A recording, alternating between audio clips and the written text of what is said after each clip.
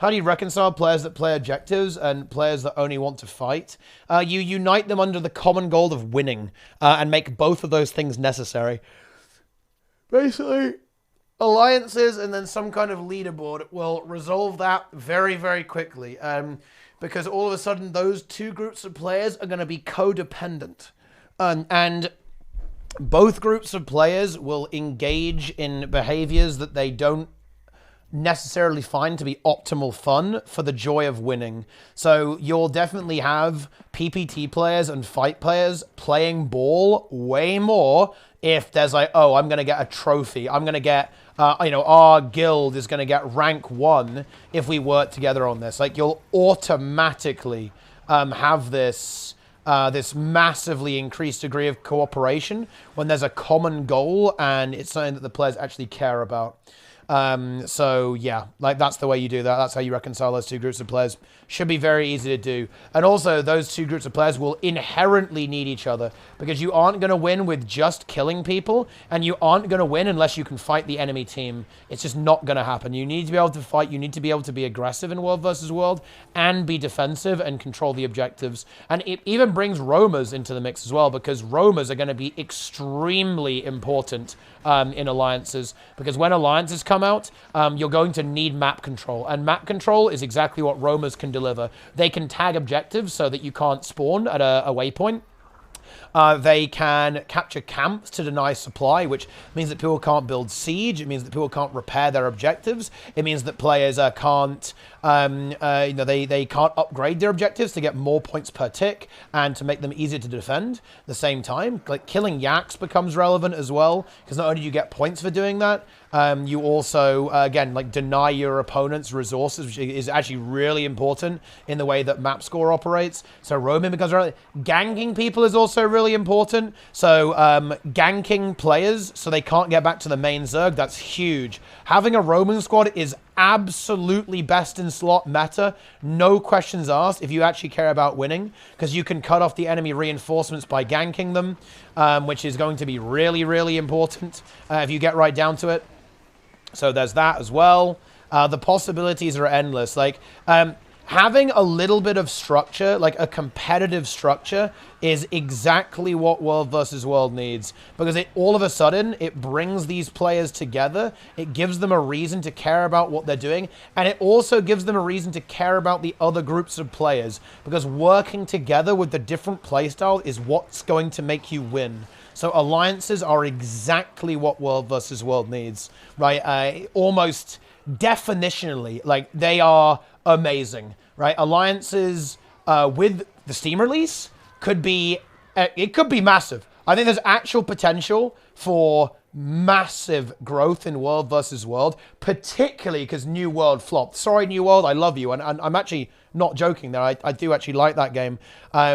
But because that game failed, Guild Wars 2, again, is pretty much the best world PvP, realm versus realm PvP experience. It's pretty much the best one of those that exists. That has the most fleshed out game mode, the most to it, right? The most depth, right? And the most focus on it. And also the most isolated, because it means that you can, you can do it whenever you want. Right, you don't have to grind PvE. You can just do it. If you only want to realm v, this is the advantage of Guild Wars 2, seriously, right? If you just want to realm v realm, Guild Wars 2 is your game. You never have to go PvE. Never have to go PvP, ever. Not even for a minute. You don't have to do it, right?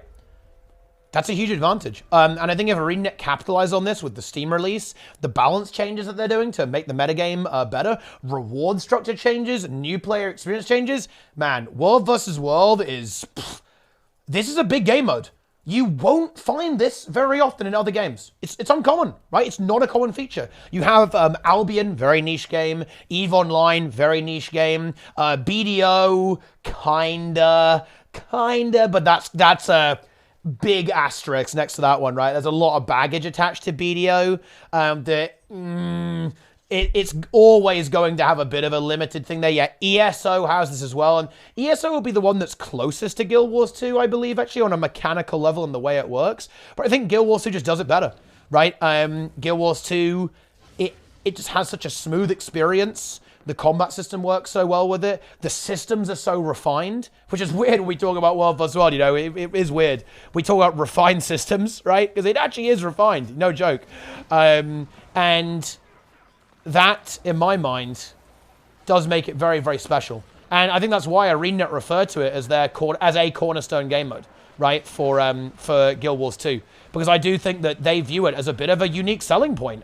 It's very new player friendly, because it's open world PvP, right? So it's less about your individual responsibility. It's more about working as a team. It's got loads of different play styles. It's got just enough structure that it can be competitive when you bring in competitive stuff like alliances and leaderboards and stuff like that. Great, very social experience. Bear in mind, guys, most MMOs aren't very social these days. They actually tend to be very kind of single player oriented, right? Very single playery and solo, right? World vs. World, no, very group oriented. But you can also play it in smaller groups too. It's not all about the giant zerging, right? Like this. There's a lot of different play styles. It's got a little bit of something for everything. It's remarkable how little development time that's got into World vs. World, and it's still one of the most popular activities in Guild Wars 2.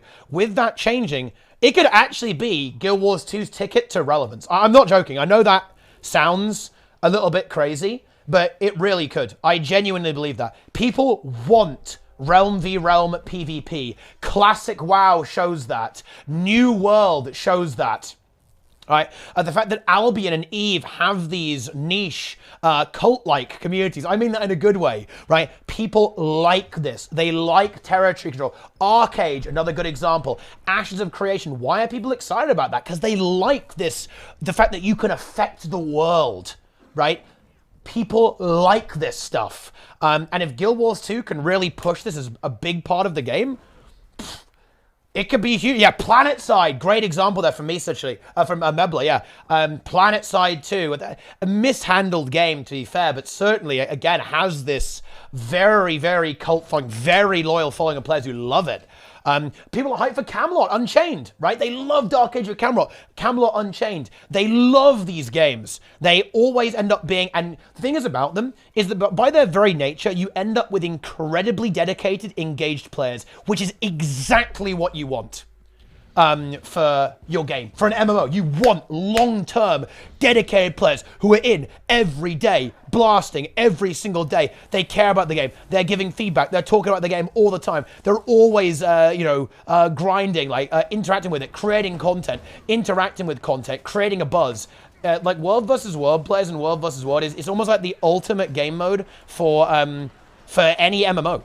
Right, because it's so open-ended, so sandboxy, and you have so much ability to kind of make your own content. You know, this is something that I've always said, and actually I think a lot of people are saying this in the MMO scene now, actually, is that player-driven content, so stuff like community events or sandbox-style stuff, again, like open-world PvP, dynamic content, sandbox-style MMOs, this is how you keep your game alive, right? And it's exactly why World vs. World has survived for as long as it has. Seriously, guys, imagine if any other game mode in Guild Wars 2 had been neglected as much as World vs. World. That game mode would be dead. Hell, even PvP got more attention than World vs. World. Okay, like if World vs. World had, if PvP had been neglected as much as World vs. World, that game mode will be dead. Same with PvE. No way it would have survived. No way. Yet World vs. World did, and that's because the design, the core design, and the philosophy behind the game mode is excellent. At its very, very baseline, the idea is extremely strong.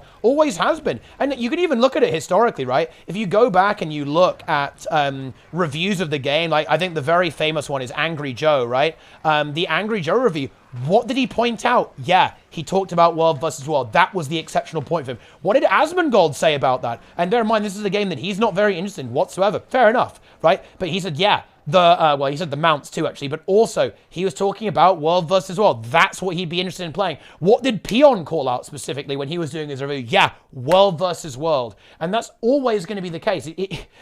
It's crazy to me. It really sucks that ArenaNet didn't go hard on it from the very beginning, to be honest, and try to make it work, but they went this PvE direction. Fair enough. That's obviously, it's their game, their studio. They can do what they want, but World vs. World is special. It really is. It really, really is indeed. It's good stuff. But there you go. I said it. I guess on a final note there, I would say that some of the players who play World vs. World are some of the most dedicated. I mean, I kind of talked about that a little bit earlier, but they really are. The level of dedication that you get from World vs. World players in the World vs. World community is pretty exceptional.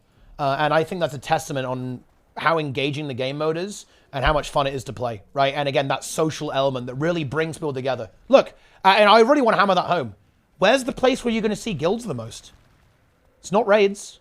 It's not PvE, right? People pog a lot in PvE. It's not PvP. People don't really make guilds in PvP. Where is it? Yeah, it's World versus World.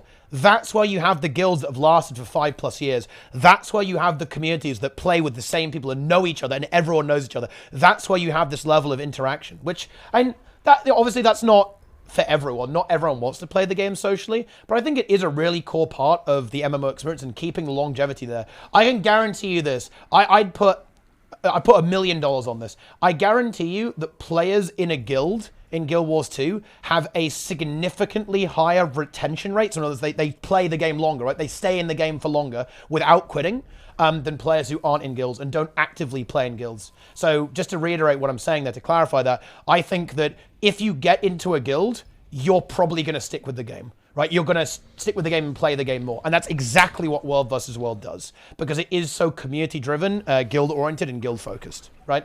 You know? Oh, yeah. There it is. World vs. World rant over.